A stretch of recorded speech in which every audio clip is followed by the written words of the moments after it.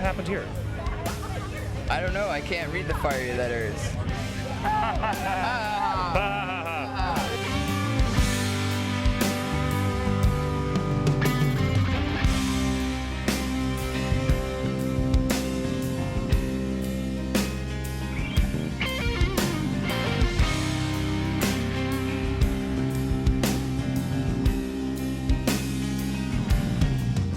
So RJ, this is not the first tattoo you've ever had, is it? No, it's not.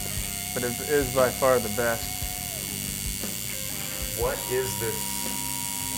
What is this elvish phrase? What does it say? The phrase says, the road goes ever on.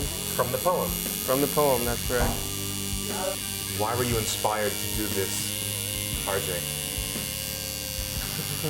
A couple reasons. Number one, I didn't want to get anything that everyone else is getting. And So the ring verse was not appealing to you as a tattoo, well, like no, everybody else had? No, because that's actually it's a dark language. It represents evil. This is something I can, a phrase that applies more to life. In any circumstances, the road always goes ever on, which is sort of why I decided on that particular phrase. A much more positive message.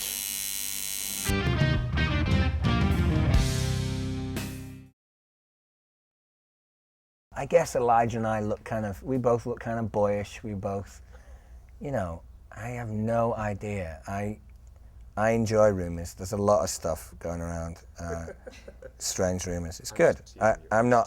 There's no doubt that we all love each other. There's no doubt that we're all very affectionate with each other.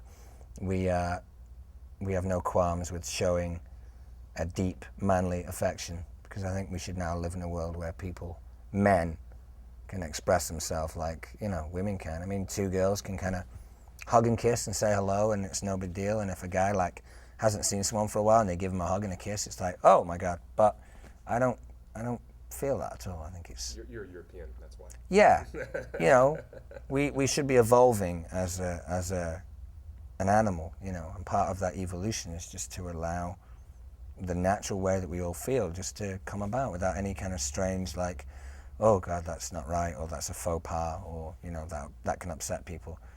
Just do what you want to do.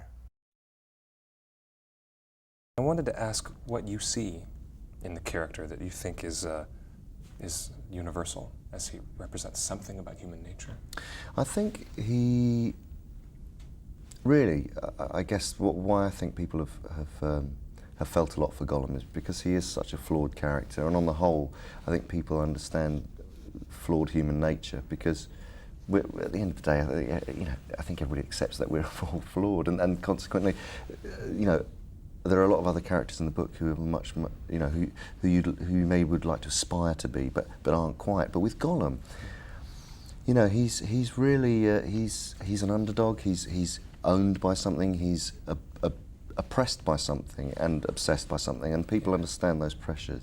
I mean, it's been extraordinary this last year and very, very humbling, the different responses that people have had to Gollum.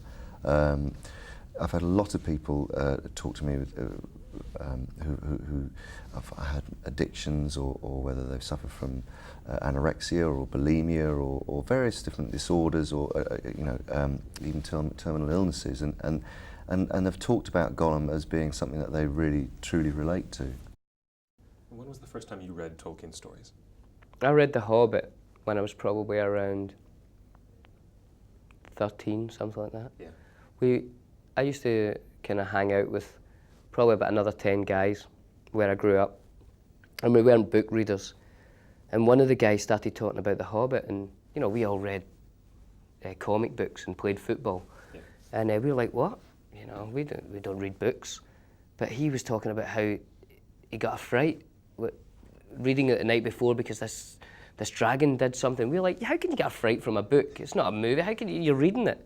So we all started reading it, and we'd talk about it the next day and get really excited. So that's where I started. And then I went on to read Lord of the Rings.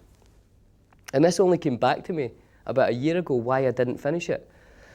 And it was because when I was reading it, it was Frodo, this character Frodo. And I wanted to read about Bilbo. I loved reading about Bilbo, and I was like, who's this guy, Frodo? I'm not reading that, Back to the comics.